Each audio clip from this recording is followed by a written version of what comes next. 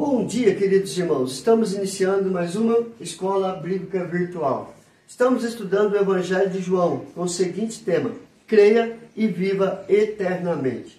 Hoje nós vamos dar início a uma nova lição: crucificado, morto e sepultado. Ou seja, os últimos momentos de Cristo Jesus antes dele ressuscitar e ir para a glória. Nós vamos fazer a introdução desta lição, baseado no Evangelho de João, capítulo 19, do verso 17 ao verso 42. Mas antes, nós precisamos definir o que é cristologia. Cristologia é o capítulo da teologia sistemática que estuda a doutrina de Jesus Cristo, a sua pessoa e a sua obra. Ou seja, teólogos que fizeram uma teologia, um sistema de teologia que cada passo tem um nome. Desde a criação do mundo até a volta de Cristo Jesus, cada estudo ela tem um nome próprio. Hoje nós vamos ver sobre a cristologia, o estudo da doutrina de Jesus Cristo, da sua pessoa e da sua obra. Da sua pessoa, quem é Ele? Quem é Jesus Cristo? A cristologia vai fazer esta resposta. A cristologia vai definir quem é Cristo. O Filho de Deus, o Salvador, Senhor, o Rei dos Reis, aquele que veio morrer numa cruz. Então ele vai definir a pessoa de quem é Jesus Cristo. Com relação à sua obra, a função de Jesus Cristo, o que ele veio fazer aqui neste mundo. Qual é o papel de Cristo Jesus na vida do homem? Qual é o papel de Cristo Jesus na divindade? Então, nós vamos ver na cristologia, em relação à sua obra, o que ele fez, o que ele faz e o que ele vai fazer. A cristologia é um dos temas imprescindíveis acerca de Jesus e de cada momento da sua história. Ou seja, os estados da sua vida. Ou seja, a cristologia, ela vai definir para nós o estado da vida de Cristo Jesus. Ou seja, cada passo, cada momento da história de Jesus aqui neste mundo. Há dois estados da vida de Cristo Jesus, da sua vida. Este estudo teológico, a cristologia, aponta dois estados da vida de Cristo Jesus. Primeiro, a humilhação, ou seja, ele deixou a sua glória para assumir a forma humana. Ele estava lá na eternidade com Deus Pai e o Deus Espírito Santo. Ele deixa esta glória para assumir a figura humana, se transformando em homem, se encarnando em figura humana. A sua exaltação, ressurreição e ascensão ao lado direito de Deus Pai.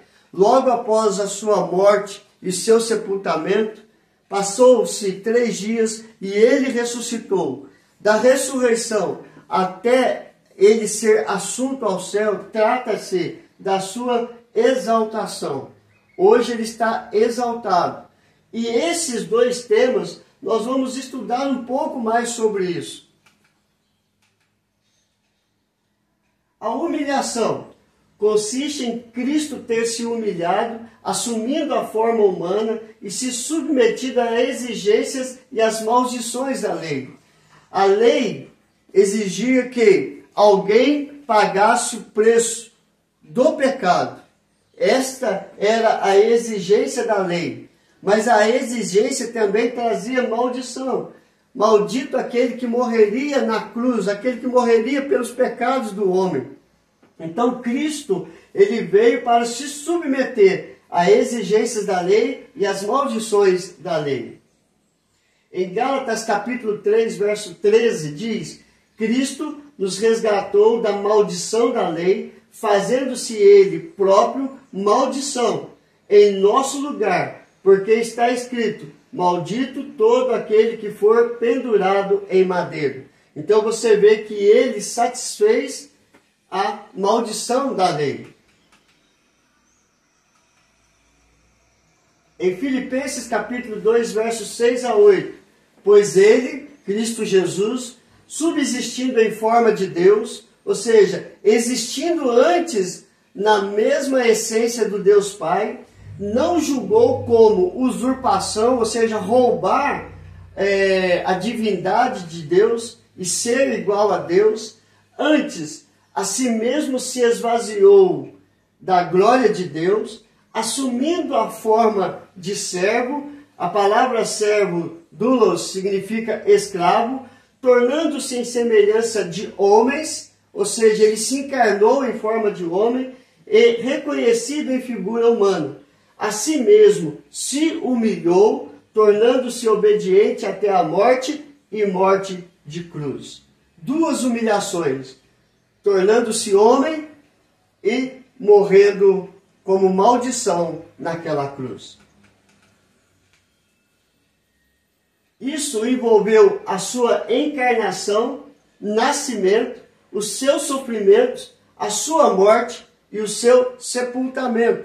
A humilhação envolve tudo isso aqui a respeito da vida de Cristo Jesus, tanto da sua natureza terrena como a sua natureza divina. Em Isaías capítulo 53, verso 7 e verso 9, mostra esta encarnação, nascimento, sofrimento, sua morte e sepultamento. Ele foi oprimido e humilhado, mas não abriu a boca. Como cordeiro foi levado ao matadouro, e como ovelha muda perante os seus tosqueadores, ele não abriu a boca. Designaram-lhe a sepultura com os perversos, mas com o rico esteve na sua morte, posto que nunca fez injustiça, nem dolo algum se achou em sua boca. Então você vê a encarnação, o nascimento, o sofrimento, a morte e o sepultamento de Cristo Jesus já havia sido tido profecia a respeito sobre isso, sobre a sua humilhação. O ápice da humilhação de Jesus foi justamente a sua morte de cruz. Ele não morreu acidentalmente ou foi assassinado. Ele foi julgado, sentenciado e crucificado. A maior humilhação de Jesus é a maior prova de amor por miseráveis pecadores. Ou seja, maior prova de amor por mim, por você e por todos os pecadores que reconhecem a Cristo como Senhor e Salvador da sua vida. E isso está registrado em Romanos capítulo 5, verso 8. Mas Deus prova o seu próprio amor para conosco pelo fato de ter Cristo morrido por nós, sendo nós ainda pecadores. Ele morreu quando nós ainda éramos pecadores. Por que ainda? Porque a partir do momento que nós reconhecemos Cristo na nossa história, nós fugimos de todo pecado. Não vamos falar que não somos pecadores ainda, porque fazemos coisas erradas, mas nós confessamos os nossos pecados e Jesus Cristo é fiel para nos purificar de toda injustiça e de todo pecado, porque o seu sangue nos purifica de todo pecado.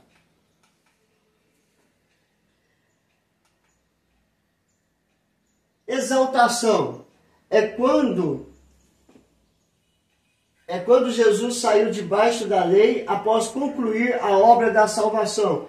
Isto envolveu a sua ressurreição, ascensão, entronização à mão direita de Deus e a sua segunda vinda na condição de juiz. A exaltação de Cristo Jesus é quando ele ressuscita. A partir do momento que ele ressuscita, ele passa um período de tempo com os seus discípulos, preparando ele para a volta ao Pai, mas com a promessa que ele enviaria o Consolador, e o Consolador, o Espírito Santo, foi enviado.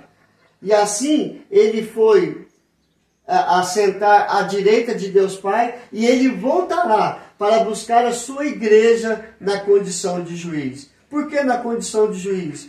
Porque ele vai tirar a sua igreja e vai julgar o mundo, o diabo e o inferno.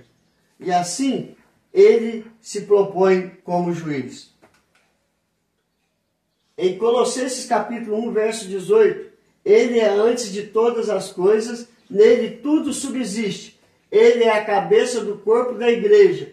Ele é o princípio, o primogênito de entre os mortos, para entre todas as coisas ter a primazia. Colossenses 1, 18. Ou seja, ele é de eternidade a eternidade. O cabeça, o soberano da igreja. Ele é o princípio, o primogênito de entre os mortos. Por quê? Foi o primeiro a ressuscitar para a eternidade. E nós, juntamente com ele, vamos ressuscitar quando ele voltar para buscar a sua igreja. Atos 2, 33 a 36. Exaltado, pois, à destra de Deus, tendo recebido do Pai a promessa do Espírito Santo, derramou isto que vedes e ouvis. Porque Davi não subiu aos céus, mas ele mesmo declara: disse o Senhor ao meu Senhor, assenta-te à minha direita, até que eu ponha os teus inimigos por estrado dos teus pés. Esteja absolutamente certa, pois toda a casa de Israel, de que a este Jesus, que vós crucificaste, Deus o fez Senhor e Cristo. Então, ele está assentado à destra de Deus, e Deus o fez Senhor e Cristo, e ele voltará para julgar a sua igreja. E em Apocalipse 1,7, eis que vem com as nuvens, e todo olho verá, até quantos o traspassaram, e todas as tribos da terra se lamentarão sobre ele. Certamente, amém. Então ele virá, todos os homens verão que ele voltou para buscar e julgar este mundo, até mesmo aqueles que transpassaram, ou seja, aqueles que crucificaram a Jesus, o verão. Em Atos 17, 31, porquanto estabeleceu um dia em que há de julgar o mundo com justiça, por meio de um varão que destinou e acreditou diante de todos, ressuscitando-o dentre os mortos. Então ele voltará, e esse dia está marcado para julgar este mundo. Então, o que é que nós vamos estudar diante desta introdução? Nós vamos estudar que João narra estes acontecimentos que devem ser compreendidos de maneira histórica e doutrinária. Então nós vamos ver a respeito da crucificação, da morte e do sepultamento de Cristo. Hoje nós vimos o estado de humilhação, que ele assumiu a forma de humana, e o de exaltação. Volta à glória eterna, a volta para o seu Pai, mas ele voltará para buscar a sua igreja. O ápice da humilhação é a cruz. O ápice da exaltação é a sua volta para buscar a sua igreja. E que Deus nos abençoe nesta caminhada. Vamos orar? Senhor, graças te damos, ó Pai. Através da morte, através da ressurreição de Cristo Jesus, temos a certeza, ó Pai, que nós morremos espiritualmente em Cristo, para nascermos outra vez, quando Ele ressuscitou, e ressuscitamos em Cristo para a vida eterna. Perdoa, Senhor Deus, os nossos pecados, aumenta, Senhor Deus, a nossa fé dia após dia. Abençoe cada ouvinte, ó Pai. Se tem alguém enfermo, coloque a tua mão de cura, de libertação e de restauração. Abençoa, Senhor Deus, cada casamento. Restaura, Senhor Deus, cada casal que está em pé de guerra, está pensando em divorciar, Senhor. Não há casamento destruído que o Senhor não possa restaurar. Coloque a tua mão, dê sabedoria, entendimento e paciência.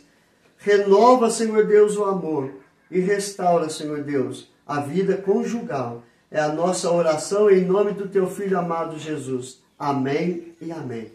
Que Deus os abençoe, queridos, e até amanhã, se Deus quiser.